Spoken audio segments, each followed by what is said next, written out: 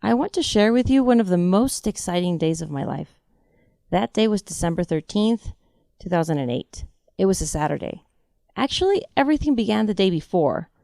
I was about to become a mother. I was at home. I was not aware of the date until I saw an ad on TV. There was a woman who was happily holding her newborn in her arms. Then I remembered that day I'd be 40 weeks pregnant.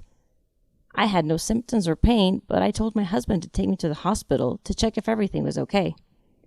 By the way, the moon that night was unique. The most beautiful moon I've ever seen. Everybody was staring up at that night's miracle in amazement.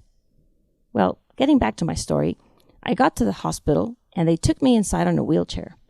I didn't want to use it, but they refused to let me walk. Once inside, a doctor checked how far I was and said, "You are 4 centimeters dilated.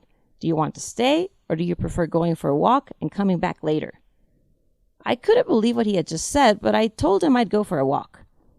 My husband and my parents were waiting for me outside the hospital, and I told them what the doctor had said. They were happy to hear I'd become a mother that night, and we went home.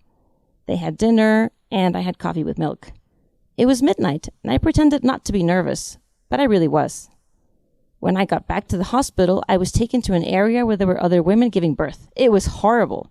They were all screaming and bleeding, and I tried not to look at them because I was really afraid. I was in pain for 5 hours. I remember I was actually ashamed of pushing because I was afraid I might pee on the doctors. At 5:25, my son was born. He was perfect.